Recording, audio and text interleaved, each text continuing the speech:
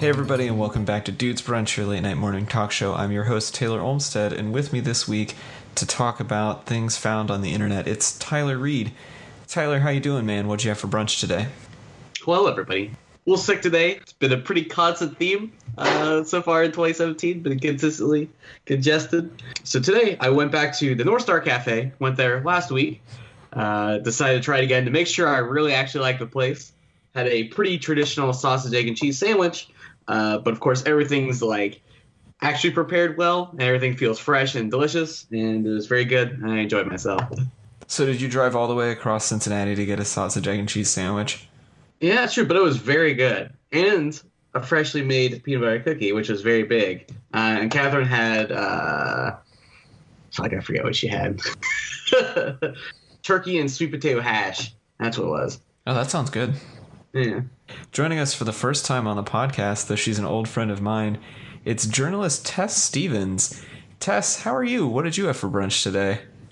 I'm great. I'm not much of a breakfast person per se, so I had a cup of coffee and did some light reading about the Trump administration this morning, which was nice. You know, you got to stay informed. So yeah, I didn't have a meal, but I had some knowledge for brunch today. Tess sitting in for Sean Evans, who I believe you know from our days back in Athens. I do. Yeah. Sean's token brunch is also black coffee and sadness. Well, yeah, I mean, I wouldn't call it sadness, just an ongoing learning experience as we head into a new presidency. My nonpartisan position has to be that. So I'll just leave it there. Sounds good. Got to keep that journalistic integrity. Yes. Well, I'm your host, Taylor Olmstead, like I said, and for brunch this morning, I had my usual just some coffee and cereal, although I got some tips from our good friend Emily Bamforth on how to make a proper British brunch, which I will be making next week using some Heinz beans and toast, which apparently is what the British people eat. So sounds they came like highly recommended. Prison food. You heard that, Emily. Shots fired. Confrontational already. Well, let's go ahead and get started with a little bit of follow-up. I think Tyler has some follow-up he's been very excited to discuss with us. That's right. I am very excited about this thing that... It's the Nintendo Switch, right? Yes, the Nintendo Switch, the thing you've been tweeting about all week. Okay, so I guess it was Thursday. Nintendo of Japan had a press conference in which they announced a lot of the specifications of the Nintendo Switch, including the controllers, the price range, when it's going to be available, some games that are going to be coming out for it, all sorts of other garbage. And then they flew some YouTubers out to New York to sort of get some hands-on stuff on it, like to take a look at the games, so you really play around with the hardware. And so I just kind of wanted to see if you guys had any impressions on it. And then I guess if you don't, or if you didn't watch it, I can explain to you some of the important things that happened and whether or not you think those are cool or not. So I saw that there are two games at launch. There's a Wii Sports type game. I forget what that's called. 1-2 Switch. 1-2 Switch. Yeah, that's what it is. I knew it had Switch in the name. And then there's a new Zelda. It seemed weird that it's not launching with the new Mario, though. It seems kind of backwards. Usually we get the Mario at the beginning and then the Zelda like a year later. Well, Mario's the main attraction, you know? He's the face of the franchise, so yeah, that is weird. I would definitely think it was the other way around. Well, to be fair, they've been hyping up Breath of the Wild for a pretty long time. It's been a game that people have been really excited about. So I feel like if they were, I don't know, like it feels like they kind of had to make like a quick kind of turnaround. They're like, well, guys, this Wii U thing's not working out so well. Maybe we should just push this Switch thing along. So they were like, oh shit, well, now we got to come out with a new Mario game. So like, we'll work on this Zelda one. We'll just push that one out. We'll just push it out. It'll be fine. But yeah, that is interesting. I did know, it was not beyond me that the lineup felt a little sparse. In the sense that there are two games, and that's it. Well, to be fair. Hopefully there's a vast catalog of previous titles that'll be available. Hopefully maybe some GameCube stuff, maybe some Wii stuff, just some stuff we haven't got a chance to really play in a few years. But yeah. Yeah, I would like to see like some of the old Mario parties on this thing, because I think it'd be super cool to be able to carry Mario Party around in your backpack. Like, what So you better can way to kill time? destroy your friendships and your life on the go. Exactly. That would be good. What better way to spend a layover than just ruining your friendships? That's what I'm talking about.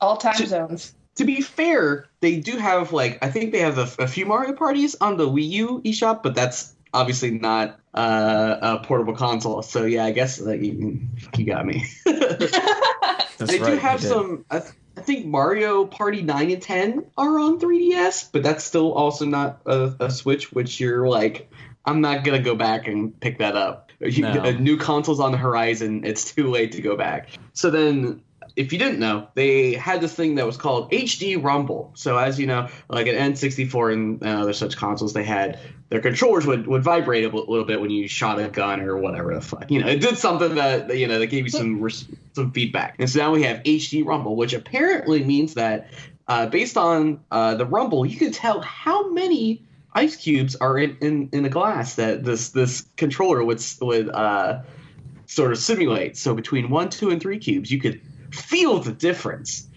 And now for me, I was like, and what a useless feature. I don't understand. I could just, hold a glass of water in real life and save my money. Well, that's okay.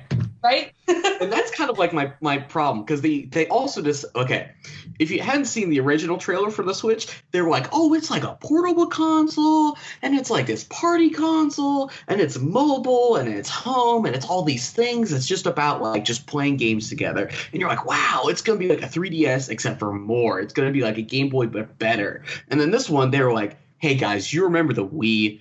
Boy, do we have a console for you. We're going to have these controllers. They're going to be really expensive. And you can see rock, paper, scissors. You can tell they have these controllers that can tell what these things are and how far away they are. And they can also have this rumble that tells you how many ice cubes are in. I'm like, I didn't ask for any of this. I just wanted these controllers to simply come apart so I could make another controller. I didn't want this. I just wanted it to work as a console with a bunch of games. I don't want these stupid gimmicks. That's just like... Why did they do this? Well, and then they named the thing the JoyCon, which is like the stupidest name for a controller ever. Somebody in some high up top marketing room is sitting there real pleased with himself about that name. Oh yeah, the JoyCon. Oh, gonna be on every billboard in America. We got this. Like, it's just, the thing about technology for me is that we have no new ideas, it seems like. So people are trying to put together elements that don't necessarily make sense in order to create something new. And that will result in a useless ice cube thing you were talking about earlier. It's like those are the results of this constant innovation of people tripping over themselves to try to create new stuff. So I don't know. I hope it's good. I hope it's fun. But to be fair, and to play devil's advocate, no one else is really working on this kind of thing, which I think is interesting enough because Nintendo has set itself up to be, we are not PlayStation, we're not Xbox, we're about fun, we're just about interacting with people in a much more local experience. And I think that's fine. That's fun, but you're like, and it feels like more like they're just trying to push the technology just to see where it goes. Like, they made the 3DS just to like, let's just see how 3D technology goes.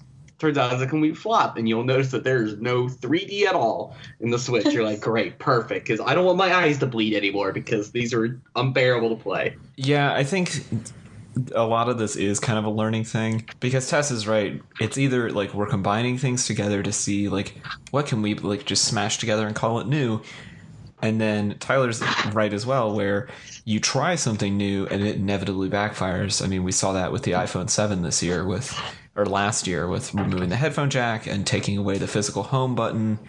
Sure, the Courage dongle. Yeah, Tyler's beloved Courage dongle. Oh God, I just... Yeah, I don't know, it's an interesting time to be watching the technology space for sure. And to be fair, no one even remembers the Kinect or like anything that like PlayStation did with like the motion controls, and they're like, let's just pretend that didn't happen. So hopefully, like, it'll get swiftly pushed aside. They're like, listen, we don't need to worry about these HD Rumble things anymore. Just make a game that's good. Just make a game that's not garbage. Just make any games. But I think that's quite enough about about the I Nintendo pre-ordered Switch? one. To be fair, I pre-ordered through Amazon, so I might not actually even get one. You'll Anyway, see. You'll see. You actually did drop the $300 or whatever? To be fair, it doesn't charge me, I think, until it like releases or until it's literally shipped, so I can just cancel it. But I think I don't know. I'm excited for it, and I think I know I've skipped all the Nintendo consoles for like a while. I bought the 3DS. I haven't bought like a home console in a while, so I'm just kind of ready for that.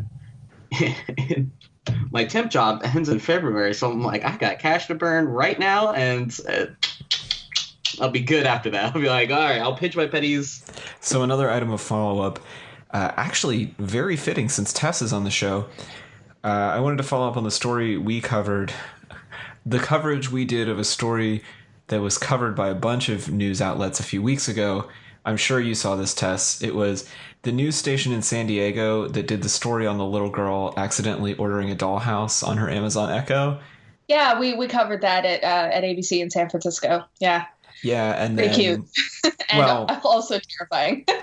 And did you see that the anchor in San Diego set off a bunch of Amazon Echoes by using the phrase on air? Yeah, it was funny because when our anchors did it, there was a specific note from our executive producers going, don't use that language because people's devices will start ordering things. And we had to write very cleverly to get around that. But it was funny. It was a very like virally trendy story, especially with new technology. It's like you discover a lot of weird, wonky things about it. And those are what eventually ends up in linear broadcast, those kind of quirks and tweaks. And we call them kickers, where it's basically like it's right before you go to a commercial break. That's a story that'll run, and that was a perfect example of one where it's just a little bit after Christmas and you got all these people really excited about this new technology. And, oh, wait, there's something really weird about it. Voice activation of anything. It's like, God, that's so dangerous. And that little girl, prime example, very funny. It's kind of the best kind of news. It's like you discover something, didn't hurt anybody. There's kind of this light, fluffy angle to it. It's, it was kind of a story that was kind of a pleasure to work on rather than, a lot of big news that you end up covering there was a lot of bummers, so I think, yeah, it was funny. I enjoyed observing it and watching our people cover it. So is there a list in your newsroom now of the phrases that you're not allowed to say on air? Well, the only context it's really come up in is in relation to that story. But no, we haven't run into any other big problems. But yeah, it was just funny at the time, and I think that San Diego, I don't know what network it was, but I think they had quite a bit of fun with that, and ended up having to do a couple follow-up stories, which is fun. So yeah, in editing last week's show where we talked about this, I had to bleep a bunch of times when Tyler and Sean used the keywords. Yeah. Gotta be careful. Yeah, it's tough. It's hard not to say them. It's just another instance of where, two industries that don't necessarily run parallel kind of collide in this very strange way. And I think, I don't know if you guys think this, but like, I feel like podcasting is more on this side of almost traditional media nowadays in comparison to a lot of the fringe stuff that, is going on, because podcasting is, generically like, an internet kind of talk show, radio sort of thing. So it's just taking one classic medium and pushing it into something else. And I think, yeah, got a little off topic there, but you know what I'm saying.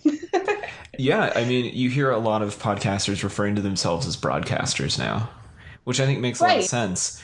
And not technically correct, but makes a lot of sense. Yeah, and the podcast community, particularly the tech shows this week, kind of had a heyday with this whole Amazon Echo story and talking about like, how do they get around this? And for a while now, tech shows have been using the phrase "ahoy telephone." That's funny. Yeah, to just avoid like setting anything off. You gotta have like a secret code exactly to get around it.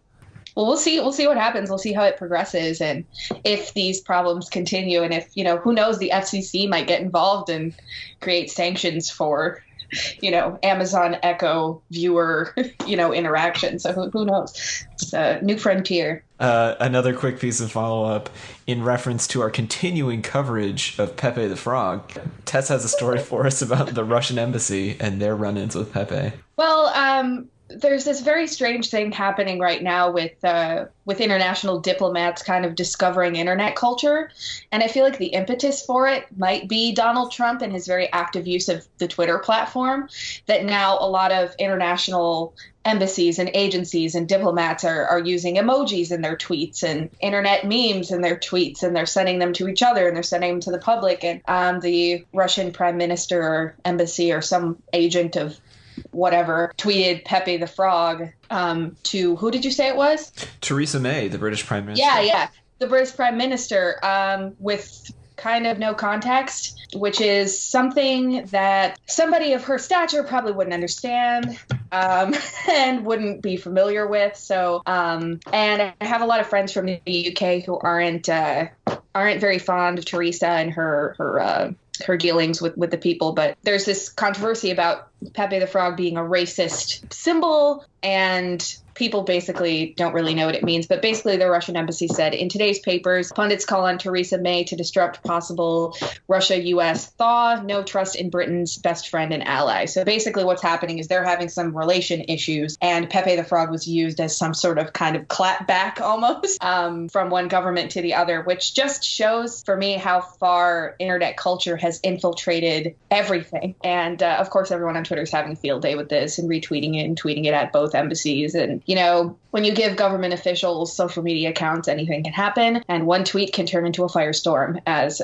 most mainstream media knows. You have to be very, very careful with anything you send out in an official capacity. So it's just an interesting little nugget of our lines blurring between mainstream and counterculture on the internet. I just love that, like, Pepe has gotten so big that even Russia is using Pepe now. Like, well, yeah.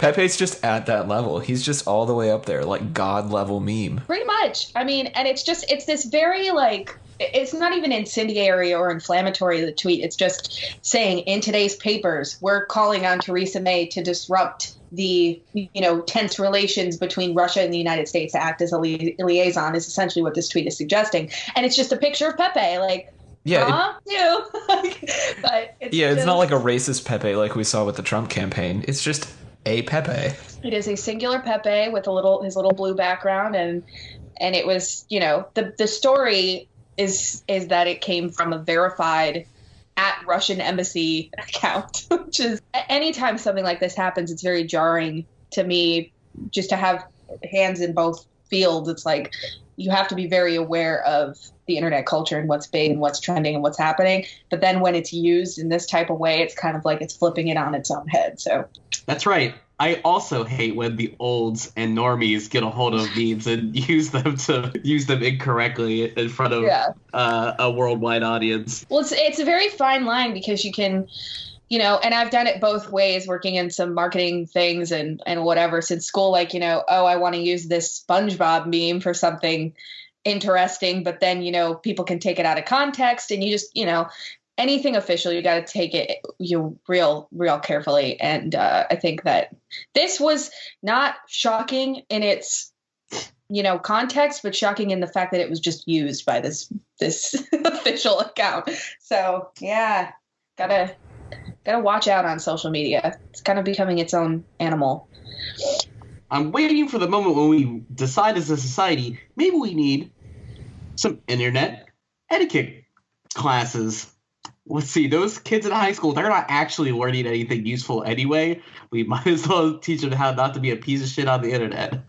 I think that's a really great point. I think, honestly, and it's weird because our, millennials, this generation of people that we, belong to, whether we like it or not, grew up on the internet. So we all have had Twitter accounts since 2009, and how old were we? 13, 14. It's like from 14 to I just turned 24. That's a long time. So it's prudent for people to go back through their social media accounts and look at that stuff and get rid of the stuff that doesn't necessarily represent them in a professional capacity. Whether it's your YouTube channel or your Twitter account or your Tumblr or whatever, it's becoming increasingly important to have a very procured professional appearance online, and your name online really does speak for you now on your resume, which is scary. And you kind of don't want that to be true, because you want to be able to be yourself, wherever you are, to be happy wherever you are. But now it's like your word is your name, is your social media account, is your life. So I think it all kind of ties together.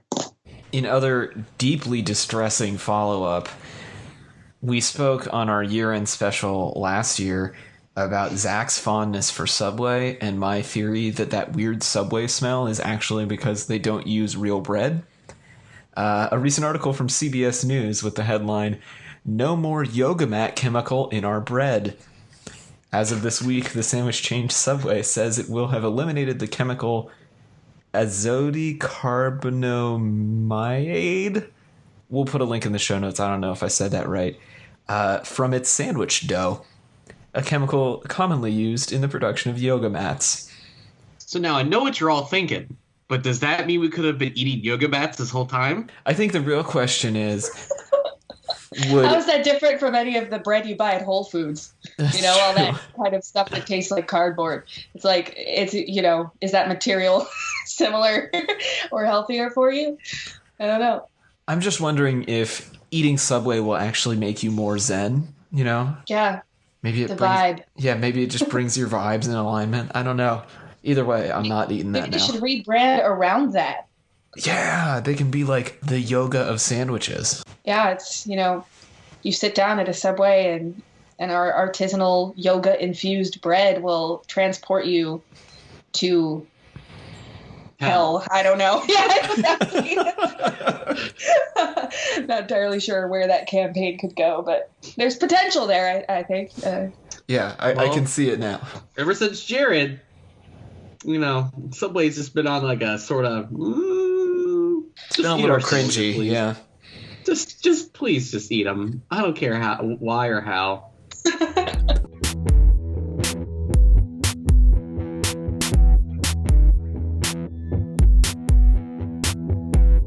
All right, so our main topic this week, kind of continuing our YouTube theme from last week, Casey Niestat, who we've spoken about numerous times on the show, renowned lifestyle blogger and general internet crazy person, uploaded a video called I'm Not That Happy, which is kind of a follow-up to a PewDiePie video from a couple weeks ago, basically just talking about the idea of running a daily vlog and why daily vlogs are so positive, and they seem just like too good to be true sometimes. And he explains that he intentionally only included the fun and exciting parts of his life in his vlog because he wanted to make videos that people wanted to watch, and they wouldn't want to see videos of, say, his dad struggling through cancer and the sorts of like real life things that were happening to him. And so I wanted to talk to you two in particular, as people who have been consuming YouTube content for a long time. How does that make you feel, like knowing that YouTubers are kind of intentionally manicuring their lives for our consumption? It doesn't surprise me at all. And I, as somebody who has been ingrained in media since I was a small child, my parents are both journalists. My mom is a television director, and my dad is a reporter and an anchor in some of the biggest markets in the country, in Los Angeles and Philadelphia. And now I work in San Francisco, and it's like basically everybody manicures their life. I mean, look at everyone's Instagram. Like, you guys both have Instagram, right? You're not Instagramming, I'm laying in my bed at 2 p.m. on Saturday, not doing anything, and I'm exhausted from working all week. Nobody Instagrams that and says that. You send out an Instagram when you're at a trendy bar and you've got your cute cocktail and you've got your hair done, or you're with your buddies and you're having a great time. It's the same thing. It's just we're all doing it on a microscopic level, and these guys are doing it for a living. So I think that it exposes a lot about social media and our society in general, where we've progressed into this kind of like state of constant paranoia that people aren't going to think we're cool. And I think that stems from this anxiety of, I have to post every 5 seconds or people aren't going to think I have a great life. And if they don't think I have a great life, do I have a great life? What's going on? It's just this kind of, I don't know, I've been calling it this kind of psychological, social media psychosis. We're all kind of in this weird cloud of everything's got to be perfect or public, in my public life, or I'm a human pile of garbage. So I think that that is kind of probably where Casey Neistat's coming from. And it's hard to, I get the argument of people saying it's hard to feel bad for someone like that who's got millions of subscribers and dollars and does all these incredible things. But everybody goes through periods where they feel like they're, in the gutter, being a famous person or being somebody who's public about everything doesn't make you exempt from those feelings. So I think that the best trend of all time on YouTube is emerging now, where people are being honest and people are coming out and saying, look, I don't feel good today. I don't want to make this video, but I'm doing it because this is what I do. And PewDiePie, I just recently started watching some of his stuff because, I don't know, it comes up in your recommended all the time because the dude's got 50 million subscribers, so it's everywhere. And it's just like, he's just this dude, and he makes this nonsensical stuff, and it's super funny. And then he gets in front of the camera and makes this really serious video, and it was like, that had to take some gut. Like, you're taking a big risk. Anytime you deviate from who makes you who you are, people think they know who you are, but apparently, he's going through some stuff. So I think being transparent is always good. And whether that's a manufactured part of their plan is something we'll never know. But I think, that's just my take on it. It's just serves a greater connection to the relationship we're all starting to have with this weird public thing we have to deal with now. I'm trying to think of the best place to sort of pick up because there's a lot there. Sorry. No, it's okay. I do that every episode, and that's usually how most people react. Is they just nothing. Shit. I have to recall the beginning of it. How does it feel to be on the receiving end there, Tyler? I know, right? Yeah, I mean, I think you brought up a really good point that people like Casey or PewDiePie or whoever, them being famous doesn't exempt them from having a bad day, and in some cases, it can cause them to have some really bad days. I mean, PewDiePie talks a lot about the anxiety of having to deal with his fan base, and they're not exactly the tamest group of people. The teenage video gamers who follow a creator like PewDiePie, they aren't exactly an upbeat group of people who leave constructive feedback. And so I can imagine it must be really difficult for him to sit down in front of the camera as Felix and speak his mind and not just lapse into that comfortable persona because it's what everyone expects of him.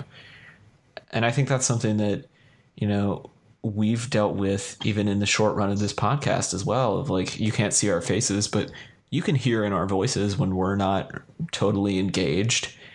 And I mean, it reflects badly on the show when we're not engaged, but some weeks you just don't feel it, I think I noticed that trend, the idea of that, maybe vloggers aren't always in a good mood.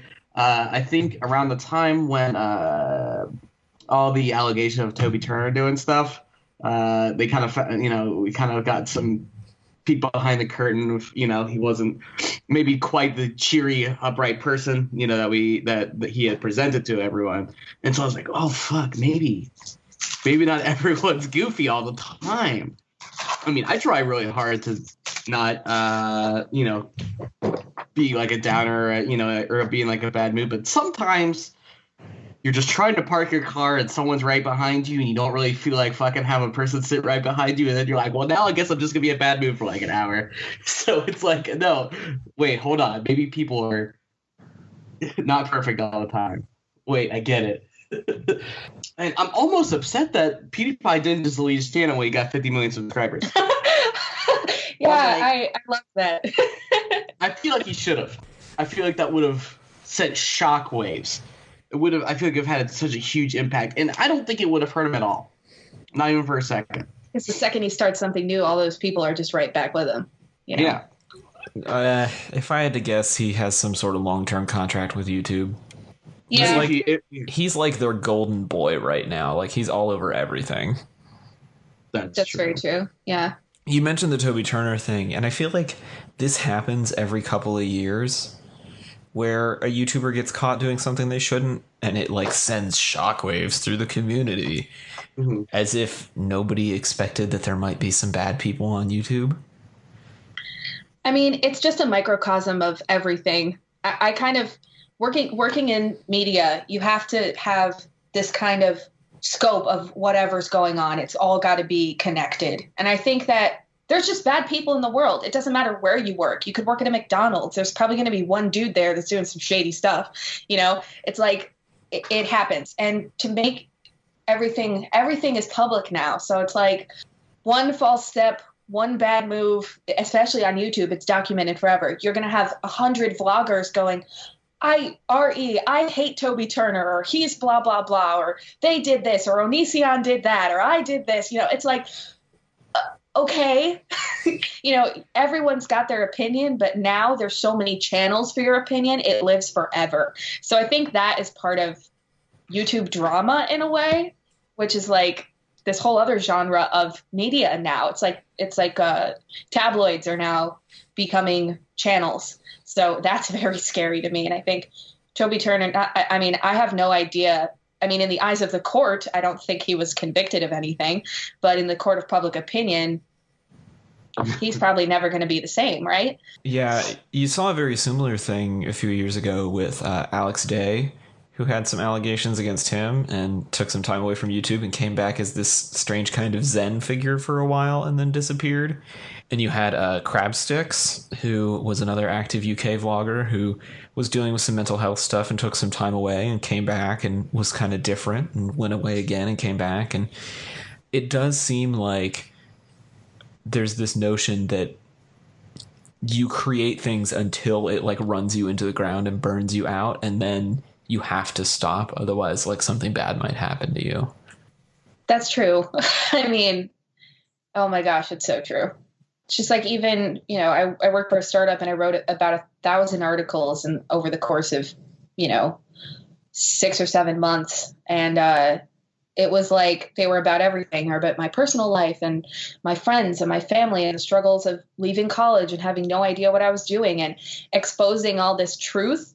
And then I was like, but wait, how much of it is a manufactured persona of this person that I'm trying to be versus, who I actually am? And I kind of went into a tailspin. Like, I don't really know what I'm doing. And I think that YouTubers who have been on the site for like, you're churning out content and every day and every week and every night, and you never get a break and you're always thinking about it. It's like, yeah, you're definitely going to burn out and you're going to not want to do it anymore. And you're going to have second thoughts in your like real life. It's not just work when it's that personal, I think. So that might be something that Casey Neistat's running into, where he's like, I'm ending my vlog. I can't, maybe it's not fulfilling anymore. And that's perfectly valid. But like, honestly, either of you two, are you ever 100% happy all the time, every day, even at work? Absolutely not. We discussed, would any of us think about starting a vlog last week? Because we were talking about beauty vloggers last week. Yeah. I know that life. Yeah, you did that for a while. I did for a little while. Vicious community of people. Really?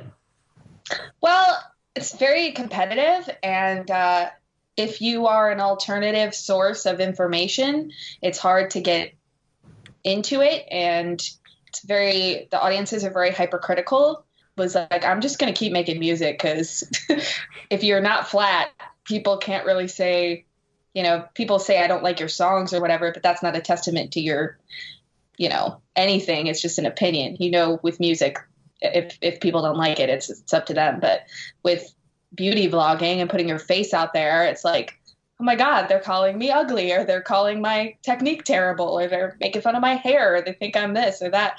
So yeah, that's a tough life. And I give a lot of credit to the people who have like risen to lots of subscribers in that, because the comment sections of those videos, hard.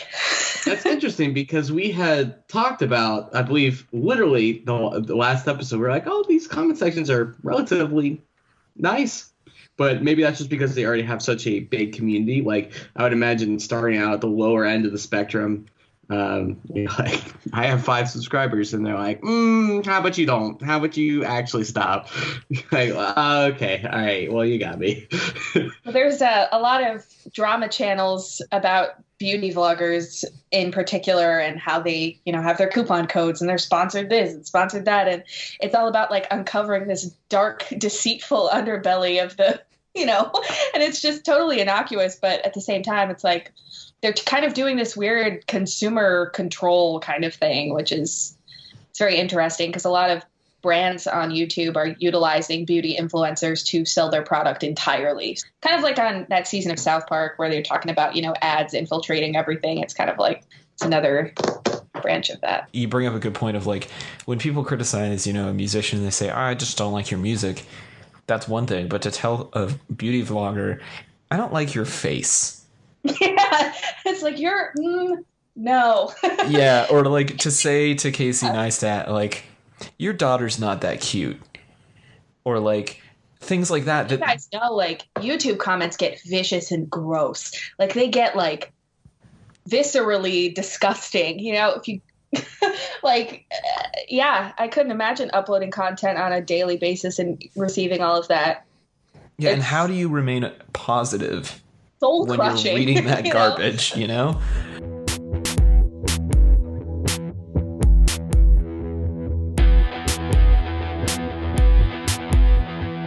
All right, Tyler, can you give us some background on what this bizarre piece of garbage is? Great. Okay, so the video is called Donkey Kong is Here, in which this is a video by Nick Robinson of Polygon fame.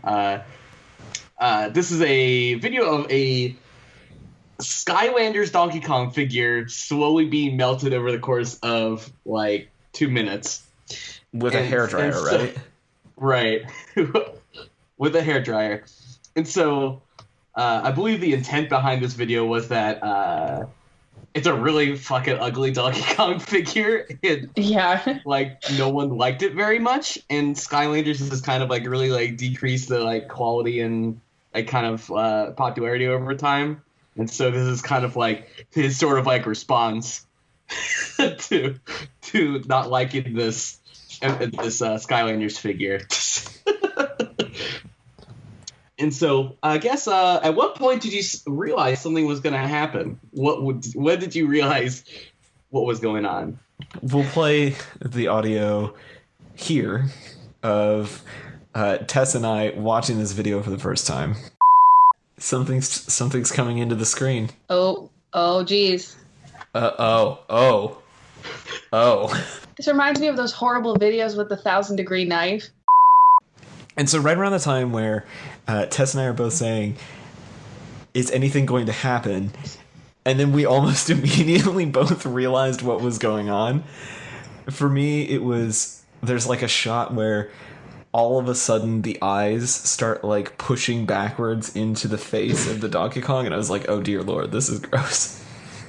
It was giving me some, the making of Two-Faced vibes. And I felt disoriented. That's all I'll have to say. It's so funny, like, because when it first starts, the video is just kind of like this static shot, and you assume, this is probably one of those weird videos on the internet where somebody just points a camera at an action figure for 3 minutes. Like, that's a thing that exists. Exactly. And then it just goes way weirder. I'd like to say there was an immense amount of effort put into it, but I don't know that for sure. The video quality is clear. The camera appears to be nice, HD, possibly. Upon further inspection, we'll have to figure out exactly what quality the video was, but I enjoyed the audio. It was a throwback Thursday on a Sunday, and I don't know how to continue to be funny because this. To say, can you ride this bit any longer? Deeply disturbed me. I don't have anything else, boys. I'm out. Right. I have to say, the comments on this video are golden. Oh man, let's pick out some good ones. This is my fetish. Thanks. Same. This is true games journalism. Oh wow. Good riddance. Those paint lines weren't clean at all. That was my comment. The quality of the figure, low quality. So burn it to the ground, I suppose. And of course, we have to take this meme, mash it up with another meme, and so we get hashtag dicks out for DK. R.I.P. Harambe, seriously, still mourning, aren't we all? So this came out on July 30th. So let's see. When was Harambe? Harambe was Like was May, killed a little bit earlier, maybe. I'm not entirely sure what the exact date of his slaying was, but May 28th. So. May 28th. Yeah. So, I mean, So, this was fairly 2 months soon after. after? It's not bad. Is this a political response to the killing of Harambe? I think it is. I wish there was more to it than that. Because we can get deeply analytical about this, you know. I think this is becoming another piece of evidence in the ongoing Harambe Gate conspiracy. I believe so. I believe we've unlocked my journalism skills have unlocked this, and I would like credit in the Wikipedia report about this specific finding. We should all get credit. The real thing that I want to know, and this is more a question for Tyler, do you have any idea what the mouthfeel of a Donkey Kong Skylander is?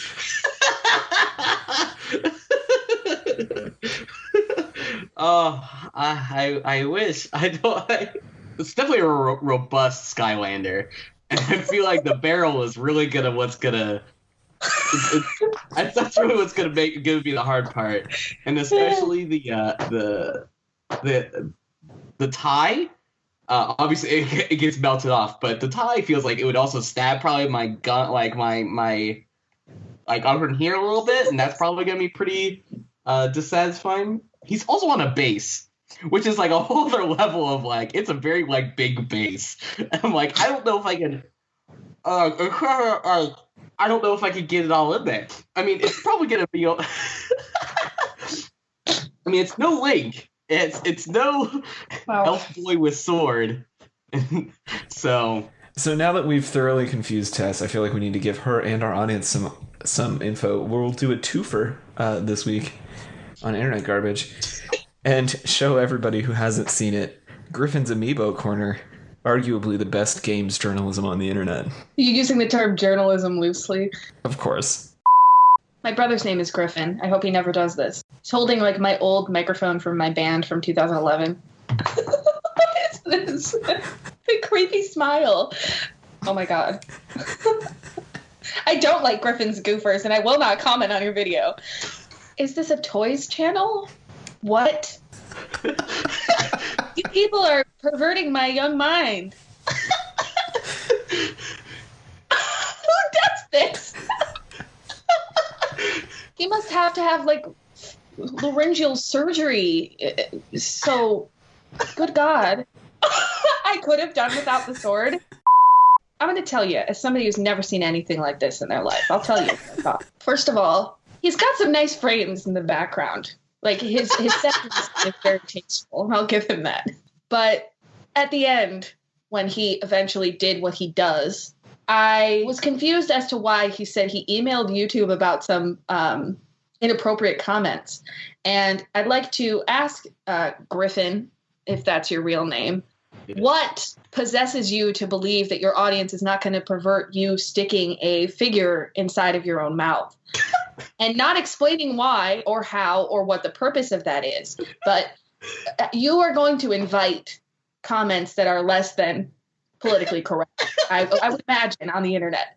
So as, a concerned citizen. As a concerned consumer of media, I would say that his set dressing is nice and he should get off the internet. Good luck to you, Griffin. All right, so now we have to pull back the kimono a little bit to tell you.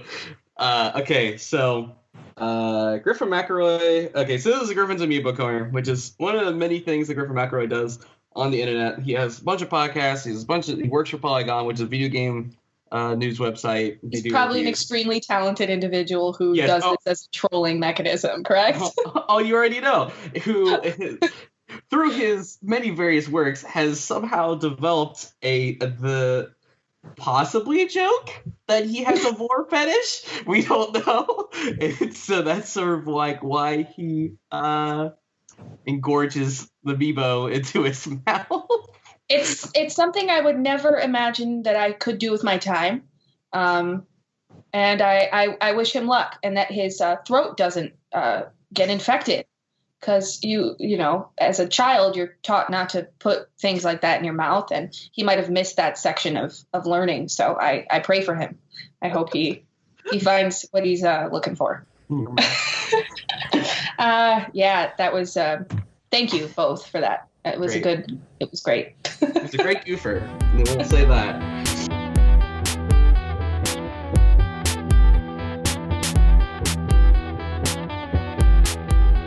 All right, everybody, well, it's time to wrap the show up like we always do with a round of shameless plugs, starting as always with Tyler Reed. Tyler, where can the people find you and your work? Hey everybody, you can find my design and illustration at tylerdreed.com, and you can follow me on socials as TER Design on Instagram and Twitter. Been trying to doing the daily drawings as much as I can. Slipped a little bit, but made 2 posts today, so there's that. But yeah. Tess Stevens, if the people like what you have to say and want to hear more of it, where can they do that? I can't imagine that you'd want to do that, but if you do, you can check me out on Twitter at Tess Stevens and bandcamp.com. It's tessstevens.bandcamp.com. I'm coming out with some new music soon, so very exciting. A great plug. Look at that. New music from Tess Stevens. Very exciting. Well, and as always, you can follow me on Twitter at TC Olmstead, and you can follow the show at Dudes Brunch. If you want to buy merch, you can do that on the merch store. And if you really like us, you can leave us a review on iTunes. That does help us out a lot. Other than that, thanks so much, and we'll see you next week for more brunch.